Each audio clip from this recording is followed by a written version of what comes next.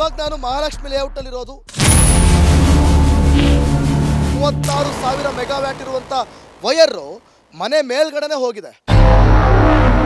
ಈಗಾಗಲೇ ಇಲ್ಲಿ ಪಾರಿವಾಳ ಓಡಿಸೋದಕ್ಕೆ ಹೋಗಿ ಒಂದು 4 ಜನ ಹುಡುಗರು ಪ್ರಾಣ ಕಳ್ಕೊಂಡಿದ್ದಾರೆ ಅನ್ನುವಂಥ ಮಾಹಿತಿ ಕೂಡ ಗೊತ್ತಾಗ್ತದೆ. ಇದು ಇರೋದ್ರಿಂದ ನಮ್ಗೆ ಎಷ್ಟು ಪ್ರಾಬ್ಲಮ್ ಆಗುತ್ತೆ ಅಂತ ಅಂದರೆ ನಾವು ಕೆಲಸಕ್ಕೆ ಮಕ್ಕಳನ್ನ ಬಿಟ್ಬಿಟ್ಟು ಹೋಗೋಕ್ಕೂ ಭಯ ಆಗುತ್ತೆ. ಬೇರೆ ಕಡೆ ಕೊಡೋಕ್ಕೆಲ್ಲ ದುಡ್ಡು ಇರುತ್ತದೆ, ಕೇರಳಗೆ ಅಲ್ಲಿ ಇಲ್ಲಿ ಕೊಡೋಕೆ ದುಡ್ಡು ಇರುತ್ತದೆ. ಈ ಪಾರ್ಕ್ಗಳಲ್ಲಿ ದೊಡ್ಡ ದೊಡ್ಡ ಮರಗಳಿವೆ, ಈ ಮರಗಳಿಗೂ ಕೂಡ ಟಚ್ ಆಗುತ್ತೆ. ನಮಸ್ಕಾರ, ನೀವು ನೋಡ್ತಾ ಇದ್ದೀರಾ ರಿಪಬ್ಲಿಕ್ ಕನ್ನಡ ಏನ್ ನಿಮ್ಮ ಪ್ರಾಬ್ಲಮ್ ಕಾರ್ಯಕ್ರಮ. ನಾನು ಅಶ್ವಥವಿತ್. ಪ್ರತಿ ಸಲಿಯೂ ಕೂಡ ಬಹಳ ಹಾಸ್ಯಾಸ್ಪದವಾಗಿ ಕಾಮಿಡಿಯಾಗಿ ಒಂದು ಮಜಾ ಇರಲಿ ಅಂಥೇಳಿ ಬಡ ಜನರನ್ನ ಸ್ಲಮ್ನಲ್ಲಿ ಮಾತನಾಡಿಸ್ಕೊಂಡು ನಾನು ನಿಮಗೆ ಅವ್ರ ಕಷ್ಟನ ತೋರಿಸ್ತಾ ಇದ್ದೆ, ಅವ್ರ ಪ್ರಾಬ್ಲಮ್ಸ್ನ ಕೇಳ್ತಾ ಇದ್ದೆ, ಅವರ ಬದುಕು ಸ್ಲಮ್ನ ಬದುಕು ಯಾವ ಥರ ಇದೆ ಅಂತ ತೋರಿಸ್ತಾ ಇದ್ದೆ. ಆದರೆ ಈಗ ದೊಡ್ಡವರಿಂದ ಹಿಡಿದು ಚಿಕ್ಕವರವರೆಗೂ ಕೂಡ ಪ್ರಾಣ ಹೋಗುವಂಥ ಸಮಸ್ಯೆಯನ್ನು ನಿಮ್ಮ ಮುಂದೆ ತರುವಂಥ ಕೆಲಸ ನಾನು ಮಾಡ್ತಾ ಇದ್ದೀನಿ. ಇವಾಗ ನಾನು ಮಹಾಲಕ್ಷ್ಮಿ ಲೇಔಟಲ್ಲಿರೋದು. ಈ ಒಂದು ಏರಿಯಾದಲ್ಲಿ ಹೈ ಟೆನ್ಷನ್ ವಯರ್ ಇದೆಯಲ್ಲ, ಈ ವಯರು ಮನೆ ಮೇಲ್ಗಡೆನೇ ಹೋಗಿರೋದು. ಅಕಸ್ಮಾತ್ ಒಂದು ಚೂರು ನಾನು ಕೈ ಎತ್ತಿ ಮೇಲೆ ಟಚ್ ಮಾಡೋಕ್ಕೆ ಅಂತ ಹೋದ್ರೂ ಕೂಡ, ಅಂದರೆ ಮಿಸ್ ಆಗಿ ನಾನು ಕೈ ಮೇಲೆ ಎತ್ತಿದ್ರೂ ಕೂಡ ಅದು ಎಳೆದುಕೊಳ್ಳುವಂಥ ಕೆಪಾಸಿಟಿ ಇರುವಂಥ 36,000 ಮೆಗಾವ್ಯಾಟ್ ಇರುವಂಥ ವಯರು ಮನೆ ಮೇಲ್ಗಡೆನೇ ಹೋಗಿದೆ.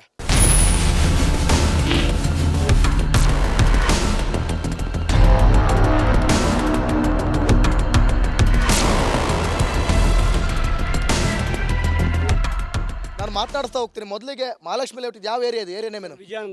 ವಿಜಯಾನಂದ ನಗರ ಒಂದು ಸ್ಲಮ್ ಇದು, ಒಂದು ಸೆಮಿ ಸ್ಲಮ್ ಇದು. ಓಕೆನಾ? ಈ ಕಡೆ ದೊಡ್ಡವರು ಇದ್ದಾರೆ, ಮಿಡಲ್ ಕ್ಲಾಸಿಂದ ಹಿಡಿದು ಬಡವರಿಂದ ಹಿಡಿದು ರಿಚ್ವರೆಗೂ ಎಲ್ಲರೂ ಇದ್ದಾರೆ. ಬಟ್ ಪ್ರಾಣ ಅದಕ್ಕೆ ಬಡವರು ಚಿಕ್ಕವರು ಅಂತಿಲ್ಲ. ವಯರ್ಗೆ ಯಾರಿಗಾದ್ರೂ ಎಳಕೊಂಡು ಸೊರ್ಕೊಂಬಿಡೋದೆ. ಏನು ನಿಮ್ಮ ಹೆಸರು? ಪ್ರಕಾಶ್ ಅಂತ ಸರ್. ಪ್ರಕಾಶ್ ಅವರೇ, ಏನಿದೆ ಇದು ಪ್ರಾಬ್ಲಮ್? ಸರ್, ಇಲ್ಲಿ ನಾವು ಒಂದು 45 ವರ್ಷದಿಂದ ಇಲ್ಲೇ ಹುಟ್ಟಿ ಬೆಳೆದಿರೋದು ನಾವು.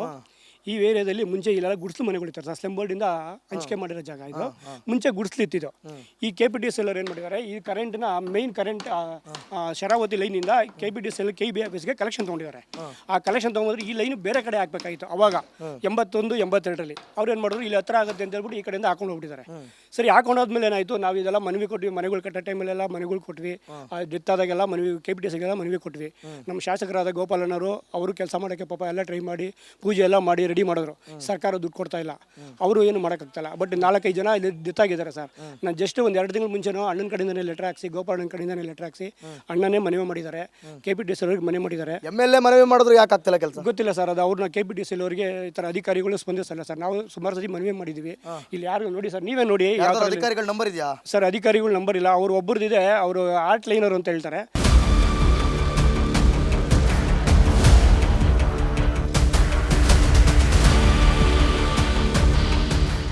ಹೇಳಿ ಮೇಡಮ್, ಏನು ನಿಮ್ಮ ಹೆಸರು?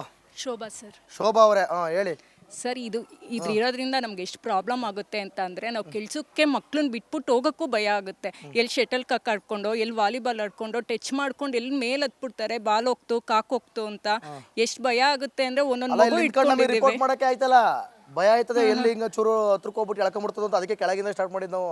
ಸುಮ್ಮನೆ ಯಾಕೆ ಬೇಕು ರಿಸ್ಕ್? ಸರ್ಕಾರ ಒಂದು ಮಗು ಸಾಕು ಅನ್ನುತ್ತೆ. ನಾವು ಒಂದು ಮಗು ಇರೋರು ಬಿಟ್ಬಿಟ್ಟು ಕೆಲ್ಸಕ್ಕೆ ಹೇಗೆ ಹೋಗೋದು? ಮನೆಗೆ ಬರೋಕ್ಕೆ ಮುಂಚೆ ನಮ್ಮ ಮಗು ಕರೆಕ್ಟಾಗಿದೆಯಾ, ನಮ್ಮ ಮಗು ಮನೇಲಿ ಇರುತ್ತಾ, ಸೇಫಾಗಿರುತ್ತಾ ಅಂತ ಎಷ್ಟು ಕುತ್ಕೊಂಡು ಯೋಚನೆ ಮಾಡಬೇಕಾಗುತ್ತೆ ಸರ್ ನಾವು. ಅಷ್ಟೊಂದು ಇದುವರೆಗೂ ಇದು ಯಾರು ಬಂದು ಇದನ್ನ ಕವರೇಜ್ ಮಾಡಿಲ್ವಾ? ಇಲ್ಲಿ ಯಾವುದೇ ರೀತಿ ಯಾರು ಬಂದು ಕೇಳಿಲ್ವಾ? ಸರ್, ಗೋಪಾಲಯ್ಯವರು ಪಾಪ ನಮ್ಗೆ ಭಾಳಷ್ಟು ಹೆಲ್ಪ್ ಮಾಡಿದ್ದಾರೆ.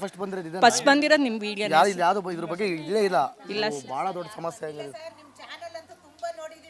ನೀವು ಅಲ್ಲೇ ನಿಂತ್ಕೊಂಡು ಹೇಳಿ. ನೀವು ನಿಮ್ಮ ಚಾನಲ್ನಿಂದನಾದರೂ MLAಗಳಿಗಾಗಲಿ MPAಗಳಿಗಾಗಲಿ MLAಗೆ ವಿಷಯ ಮುಟ್ಟಿದೆ. ಈಗ ಅವ್ರು ಪ್ರಯತ್ನ ಮಾಡ್ತಾವ್ರಂತಲ್ಲ, ಆ ಥರ ಮುಟ್ಟಿದ್ರೆ ಸಾಕು ಸರ್. ಹೌದಾ? ಏನು ಮೇಡಮ್ ನಿಮ್ಮ ಹೆಸರು? ಮಂಗಳ ಅವರೇ, ಮುಟ್ಟಿದ್ರೆ ಸೀದಾ ಮಂಗಳ ಗ್ರಹಕ್ಕೆ. ಇಲ್ಲಂತೂ ಇಲ್ಲ, ಮುಟ್ಟಿದ್ರೆ ಸೀದಾ. ನಿಮ್ಮ ಪ್ರೋಗ್ರಾಮ್ನ ನಾವು ತುಂಬಾ ನೋಡ್ತೀವಿ. ಅದಕ್ಕೆ ಅದಕ್ಕೇನೆ ನಾವು ಇದಕ್ಕೆ ಇದು ಮಾಡಿದೀವಿ. ನೋಡಿ ಸರ್, ಮಕ್ಕಳು ಪುಟ್ ಮಕ್ಕಳು ಮೇಲೆ ಹತ್ತಾರೆ, ಅವ್ರನ್ನ ಕಾಯ್ಕೊಂಡಿರಕ್ ಆಗೋದಿಲ್ಲ. ನಾವು ಒಳಗಡೆ ಇರ್ತೀವಿ, ಏನ್ ಮಾಡೋದು?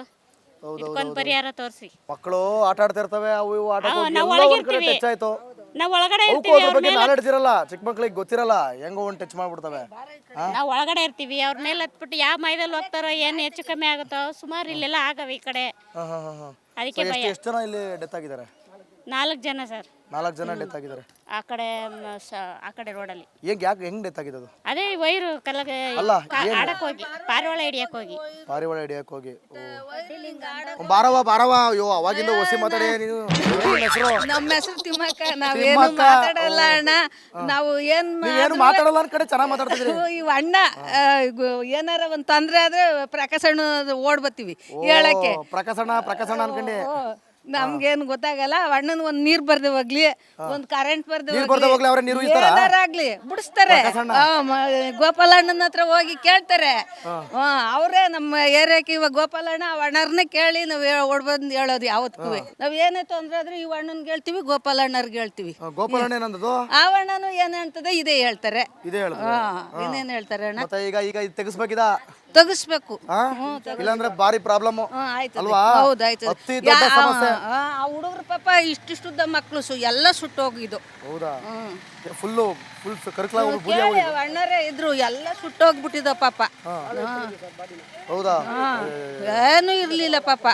ಚಿಕ್ಕ ಇಂಥ ಮಕ್ಳು ಪಾರಿವಾಳ ಹಿಡಿಯಕ್ ಹೋಗಿ ಅವು ಮಾಡಕ್ ಹೋಗಿ ಮಕ್ಳು ಪಾಪ ಅಧ್ವಾನ ಆಗೋಗಿದ್ದು. ನಿಮ್ಗೇನ್ ಬಂತು ಭಾಗ್ಯ? ಏನಾರ ಬರ್ಲಿ ಸತ್ತೋದ್ವಲ್ಲ ಮಕ್ಳು ಹೋದ್ವಲ್ಲ.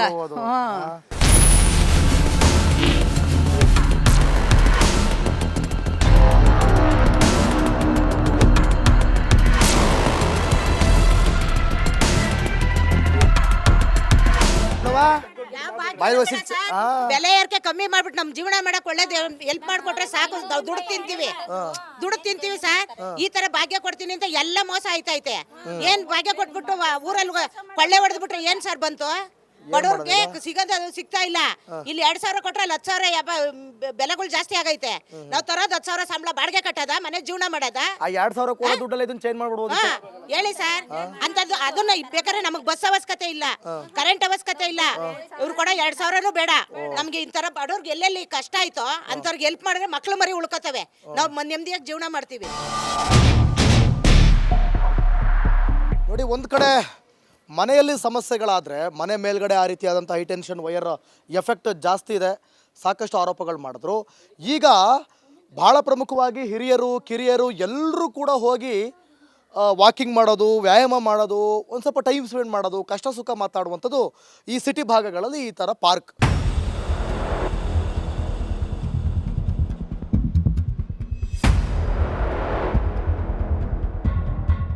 ಏನ್ ಹೇಳ್ತೀರಾ? ಮನವಿ ಎಲ್ಲ ಕೊಟ್ಟರು ಕೂಡ ಇದು ಸಮಸ್ಯೆ ಬಗೆಹರಿತಿಲ್ಲ. ಇಲ್ಲ, ಅದು ಮಾಡ್ಲೇಬೇಕು ಸರ್. ಮಾಡಿಲ್ಲ ಅಂತಂದ್ರೆ ಜನಗಳು ಸತ್ರೆ ಸರ್ಕಾರನೇ ಜವಾಬ್ದಾರಿ ತಗೊಳುತ್ತೆ ಅದು. ಅಲ್ವಾ? ಹೌದು, ಶೂರ್. ಆ ಕಡೆ 4 ಜನ ಹುಡುಗರು ಡೆತ್ ಆಗಿದ್ದಾರೆ.